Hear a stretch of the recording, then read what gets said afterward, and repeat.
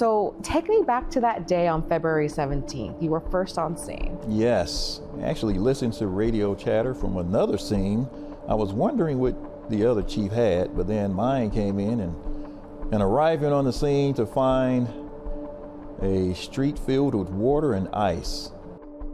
30 plus years on this job, you think you've seen it all, and then you arrive to something like that. But then you realize it's more than one street, it's multiple streets. About what time did you get the call? I get the call right around 7:30 in the morning that there was a major incident that happened overnight in the southwest section of the city. And I was notified that it was a major scene, went down to the scene, and that's exactly what we did, was get a up close and personal view of what was happening. It was at least waist high at the time, but I know eventually it was over the waist of the wonderful firefighters that took it upon themselves to go into that icy water. They went above and beyond the call of duty to actually try and do what's best for the citizens of Detroit. So I really have to thank them for that. What are we talking about? Several blocks, I know, but what was the... I'm not sure the final numbers, but what we could see, it looked like 4 or 5 blocks, basically from where I-75 is up to the train tracks, maybe 5, 6 blocks. And then you get word that there's another scene north of where we were. And then you realize this thing's bigger than what we can see. And the department did a good job of getting drones in the air later on where we could get an idea, get some pictures to see how large of a scene we were actually dealing with. I just can't get over the fact that no one had a wetsuit on. I mean, everyone just went into that icy cold water, and I imagine didn't think twice about doing that.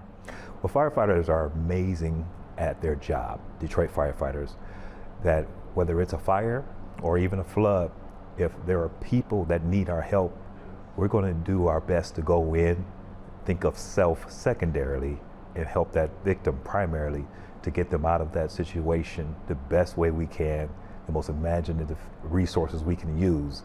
The wetsuits came later, but by that time, some firemen were already ice cold and wet from that situation.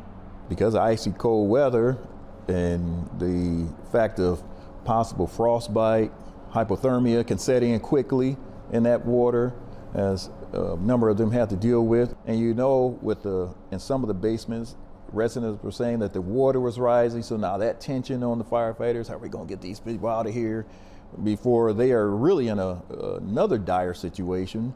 And so all those things played a part, and again, the crews did a wonderful job in helping those citizens. How many residents did you help, your fire department? Or actually, it was multiple agencies. Yes, the latest report that we saw was 63 adults, 30 plus children, amongst at least 13 pets rescued out of that icy cold water situation.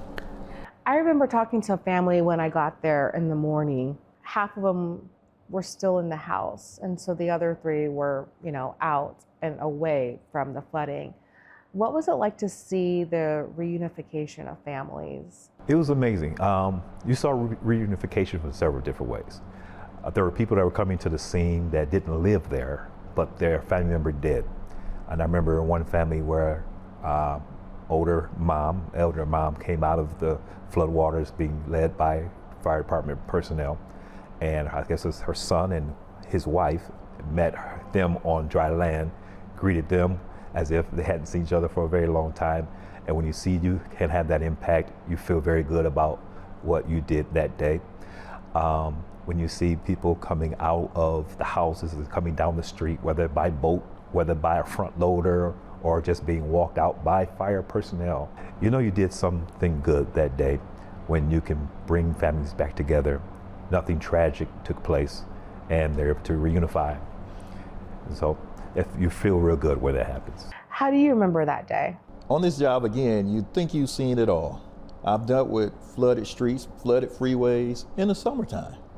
But this was the first time dealing with a icy, flooded street. And some people never have dealt with that. And so to deal with it, you'll never forget that. You'll never forget it. When you see a scene that you haven't seen before, which is very possible, even approaching 30 years since the first flood I've been a part of, you rely on your training, rely on what you learn as you come up through the department, through experience, or whether sitting in the class.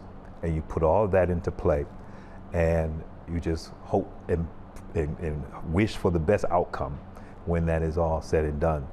The system we set up is the ICS system, and it's universal. And if I did not know what to do, I had someone on the cell phone with me. It was one of the deputy commissioners who was very helpful in making sure and reminding me of what needed to be done. And I appreciate that. So you have a lot of resources, you have a lot of help. It's a team effort. Even all the way down to the firefighters that went in and walked into that flood. They're firefighters, but it would not have been a good outcome if they didn't risk their own safety or health in going into those waters and bringing out residents. So it's a complete, total team effort. And as a leader, you do have to rely on your training.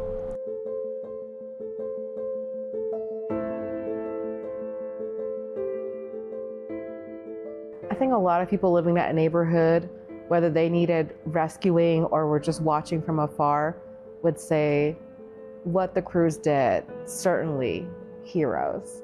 And then you'll talk to the crews and they will say, well, we just did what. Why is it like that though? I mean, I know most often people don't like to be referred to as such, but coming on what may possibly be someone's worst day, and you know that very well, they'll never forget it. Never forget it. Yeah, that's just the way it is. Doing it on this job, you do it for so long, and it just becomes a natural thing to do, a natural thing to want to help, and that's why you sign up for this job, to help people alleviate them of their worst situation.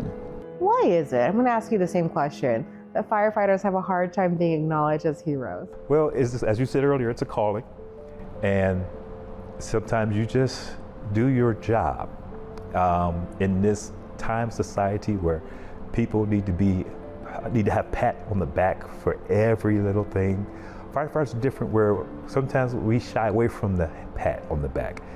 I'm going to show up tomorrow and we're going to do this all over again here in the city of Detroit. So it's kind of like an old hat for us, where we've rescued, we've put fires out. So it's just a job for us, and we appreciate the accolades, we appreciate the attention, but it is a calling, and it's something, if you're going to be a firefighter, you got to love to do this. And if you don't get accolades, you still got to love to do it. And if you do, you got to show up and do the same thing again. You guys are always ready for the next call. Well, stay ready. Get prepared. We're always ready.